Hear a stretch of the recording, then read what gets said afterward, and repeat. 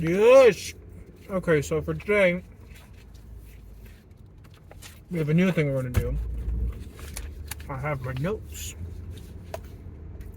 So, as someone who is pretty experienced with Japan, the culture, etc., so I want to share my thoughts and some tips and trips based on my experience for things you should and should not do when visiting Japan. So, I have a little ebook on this, and it might be outdated because I lived in Japan 2013 to 14, and then I've went a few times from like 2016 to like 2019, maybe about 4 times, probably three. So anywho, my notes, my ideas, and we'll start with Tokyo because if you're going to Japan, you're going to go to Tokyo. Right? You're going to fly into Tokyo, and you will probably want to see Tokyo. And I would say Tokyo overrated, not that great, my opinion. Problem with Tokyo, and as someone from New York, naturally, any major metropolitan area, I would say is going to be very much the same. There's not going to be huge differences. Basically, New York versus Tokyo, London, Shanghai, Milan. Right? You're talking about big cities. I don't know why Milan came to mind, but this came to mind, I guess, for fashion. Paris for fashion, but anyways, yeah, I don't think it's anything like crazy. Now, of course, like I've already experienced Japan, so this is needless to say. Right, if this is your first time with Japan, no matter where you go, it's going to be a culture shock. The amount of people, the amount of things, the differences, the stimulation. You're going to be very stimulated. So, first and foremost, like keep that in mind. If you have trouble with crowds, Japan is not. Probably Asia actually is not for you. Like you really get anxiety in crowds, or triggers you. I will say, yeah, like China, Southeast Asia, India. You have to understand this sensory thing first. So that's point one. So that's what I'm going to start with. The Tokyo, it's probably okay. So things I would recommend in Tokyo, though, because we're going to go to Tokyo. Odaiba. I really loved the whole going over the bridge. Again, kind of see this man-made island area. There's some shopping and stuff. I bought a Coca-Cola hat many years ago, which I still have, and I think it was a really cool sunset area. I would highly recommend it. I think it's pretty cool. Hakone. Definitely worth a nice day trip. It is near Mount Fuji, so you have all the nature and hiking available if you'd make it more extended. Caution, hot spring culture is different. Being completely naked, but definitely do that. Do the Japanese experience of doing a hot spring or doing a ryokan, the Japanese inn. 1,000% do that. That'll be a very super Japanese experience, and you'll get that traditional thing. You'll get the hot spring, and I think it'll be money well spent. They can be pricey because it's a traditional event.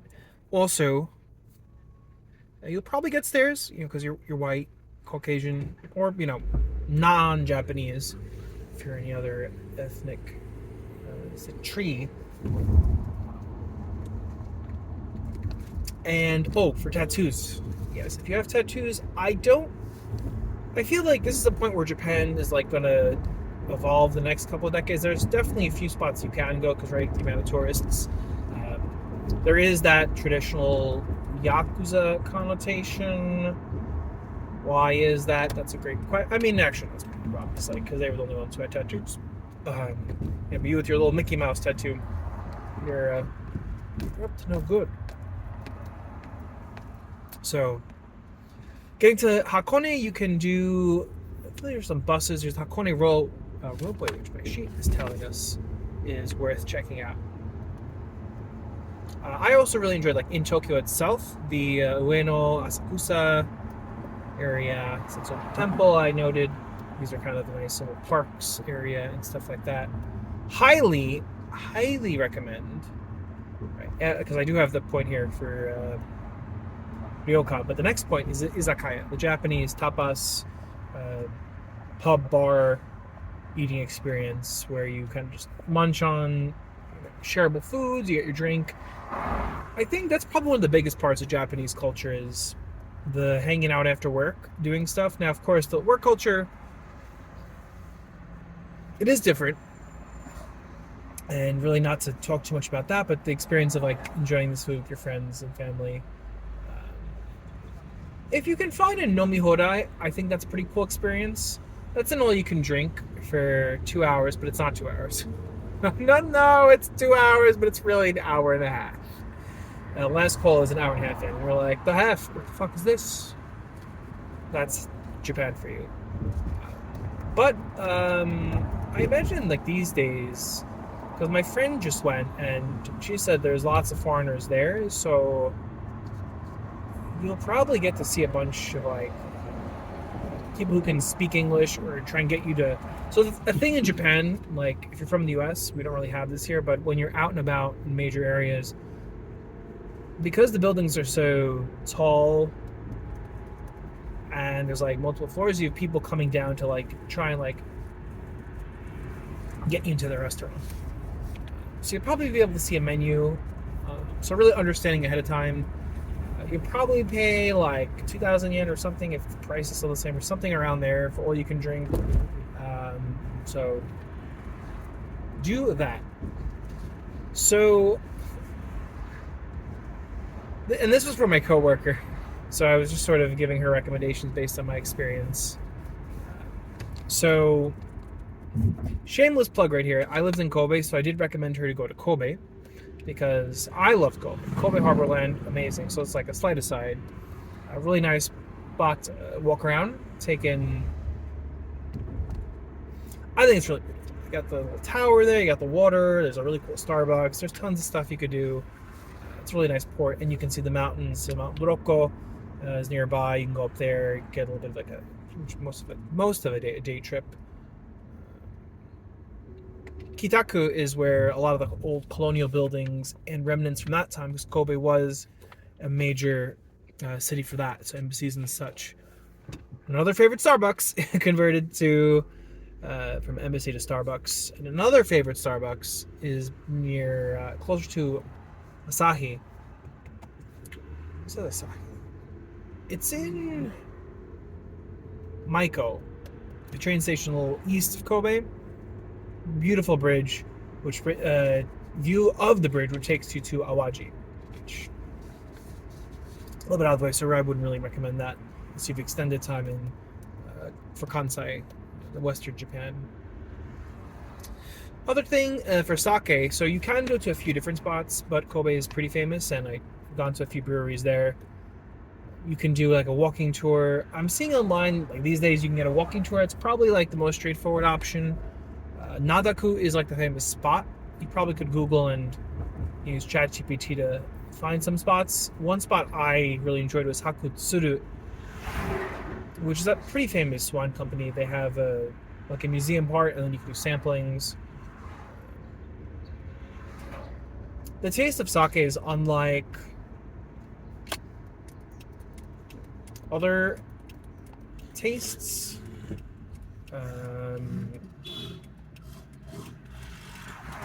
Got a really old car here. Oh yeah, this car is like crazy old.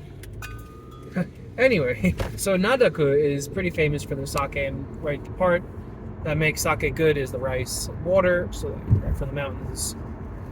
Japan's actually pretty mountains in general, so that would explain why the water is pretty good. But I highly recommend trying sake. You probably could just even buy it from Konbini if you really just want to try some. It's super Japanese if you get your 1 cup of sake and just drink it on the train. Don't do that. You're not supposed to, but you're a foreigner, so like, what are they going to do? What are they going to do? Kobe, you probably would have to dedicate probably like a day trip. You could even do just go and kind of see it. Kobe beef, obviously. If you're really into meat, I would say probably look into it. It's gonna be the cheapest you could find it, or you could try and get it from a butcher. My friend, we did make some, so that was my experience. It was pretty good. Okay, so there's my shameless plug of Kobe because I live there and I spent a bunch of time there. And now back to Tokyo, things that you should do, or good things to do. Not really great, not really bad. Obviously, I think Shibuya Crossing is right Times Square on steroids, so you'll get that experience with Hachiko. You could spend some time there, not really required. Kind of just take it in. Definitely, it's a spot. Obviously, you can do Harajuku, Takashita, and Dori. Probably also very crowded these days with tourists, but it's pretty close to Meiji Jinju, so you can kind of go there, even check out Yoyogi Park. They have greasers, like the old style from the 50s, 60s, hair and all dress and stuff, and they show up on Sundays. I'd seen them a couple of times, and I'm pretty sure they're probably still there. So that's pretty close. So those last few you can do pretty easy. Now, obviously, the biggest recommendation, Konbini. You'll do that a ton, so that's great. You'll get a little bit of the Japanese customer service at Irashaimase, which is a classic. Now, Don Quixote, good for the craziest sensory experience of your life.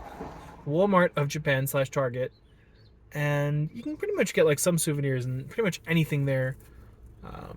It's just a very overloading experience. You might have a seizure. You might. Probably no, but next. Dun dun dun Don Quixote. That's the song. And of course, bullet train, I'd recommend that. That's really cool. You probably would take that going from Tokyo to Osaka, or Kyoto. I do think, we're moving on to Kyoto next because that's the next popular spot. Definitely, I would say very touristy. Probably do one of those bus tours to get all the major famous historical sites in. And in terms of doing, let's say, a shrine and or temple, once you've done one, it's probably enough. If you need more to take it in, go ahead. Maybe one of the more famous ones is good. So, little fun fact about the bullet train Shinkansen is all those gift shops have regional goods that you can usually get only in that area. So you'll get slightly different gifts, or omiyage, which is the name they use for those. You're basically sort of obliged to give people as a Japanese person. So for the example is when you're gonna visit somewhere in Japan, you're gonna come back, you're gonna get omiyage for all your coworkers, and they have these gifts, nothing crazy expensive, but it's sort of a expectation, part of the culture. So you probably wouldn't know that, and it would be kind of a weird thing to just come up and learn, especially with the way the world is going. You Google things or chat GPT, but a little personal touch, which is why you're here. The fun of Nippon and omiyage. So,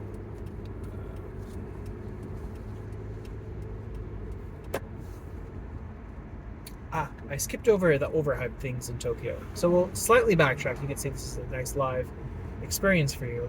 You don't have to, because one take is all it takes. I'm not going to edit this.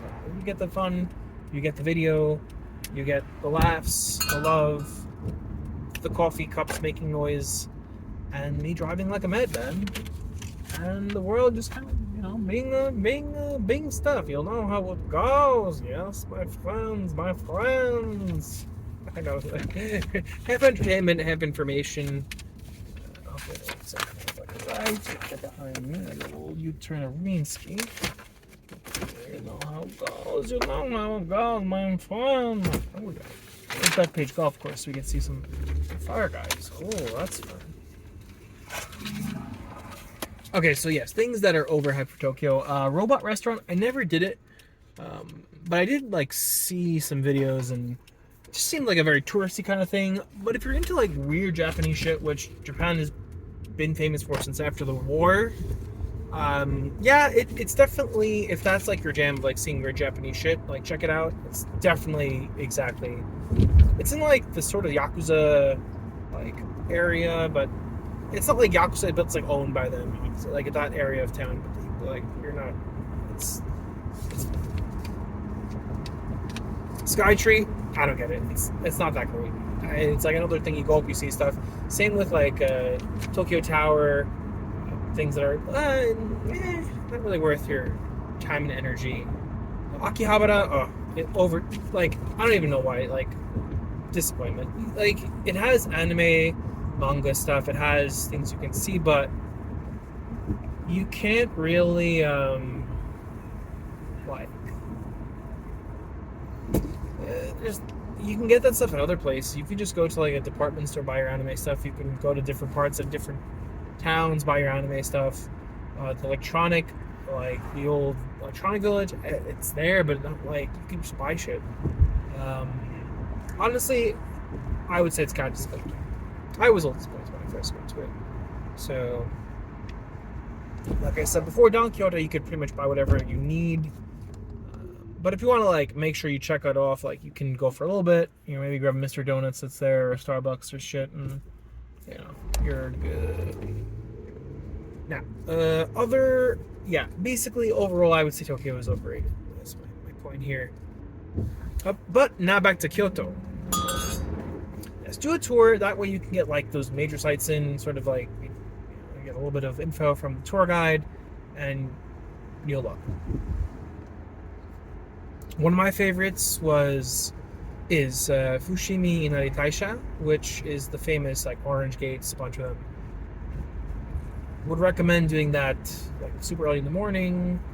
Right, it's the kind of thing that's going to attract a lot of crowds, get a little better pictures, not to lots of people. The deity patron is the fox or kitsune, so you know they got some foxes and stuff there. That I would say is very cool, like shrine sort of temple-y experience. So I think that's worth the time. Another part that I really enjoyed in Kyoto is Arashiyama, the bamboo forest. So that gives you a good feel of like sort of smaller town life, because it's a little bit out of Kyoto, so you can kind of get a feel of like what it's like outside of the hustle and bustle of a bigger city. Although Kyoto is known for that. Although weird thing about Kyoto is like the way their hospitality works, and you have to sort of be an insider. Like you may read or have read about their restaurants that you can only get into, or they won't allow foreigners. So that's interesting, kind of the culture of Kyoto. I'm not too familiar with. Like none of my friends are from Kyoto, so I couldn't really talk about that yet. But if I make any friends, then I can share with you more. So check out Arashiyama. There's the cool historical Starbucks. So it's an old Japanese building like, turned into Starbucks, so you get to enjoy a little bit of Japanese style, but like Starbucks. And the fun of Starbucks is it is the same as here, but better, honestly. Starbucks kind of fucked itself up, honestly, with the way it presents the whole experience now. I think Japan did a really good job of looking back and just knowing Japanese culture and actually giving the customers first and giving that experience of dedication to people as well. So, Starbucks in Kyoto, definitely check it out. Next to do this thing. Oh, yes. You can do, it's close by. It's the Yamazaki Distillery. And that is where they do the Suntory whiskey. Maybe you've heard of like Hibiki, Yamazaki. That's the brand. I don't know how. Probably you can go on their site and try and find things. They probably can translate it to English. It's not too far from Kyoto. There's also some beer ones, I think for Asahi and Suntory, that you could do.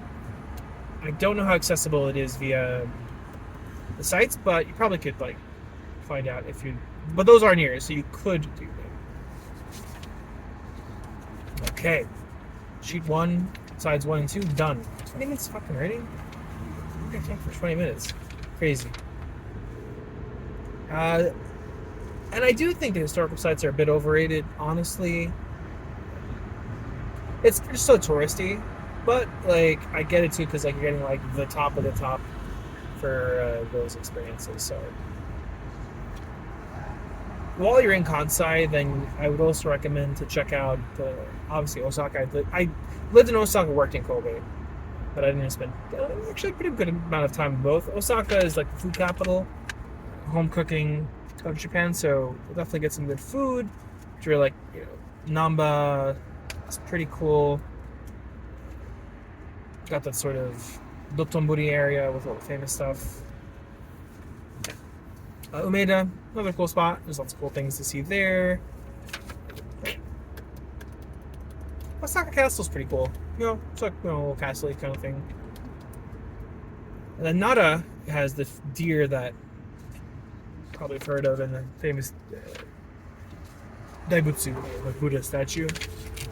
It's definitely a half day, but while you're staying in Kyoto or Osaka, easy to do.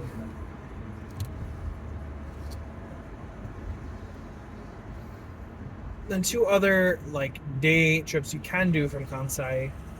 Himeji for like one of arguably the most famous castle, and then Hiroshima.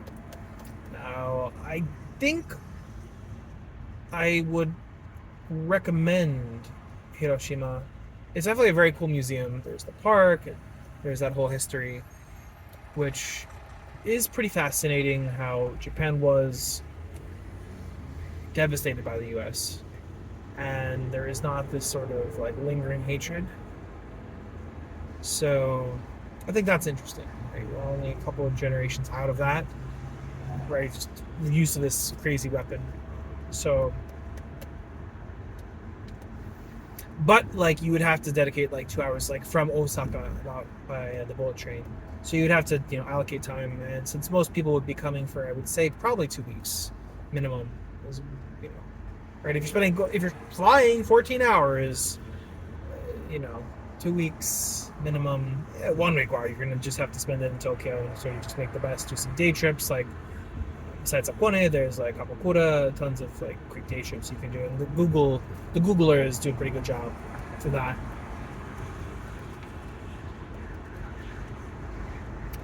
And yeah, my other notes here is it's pretty crowded.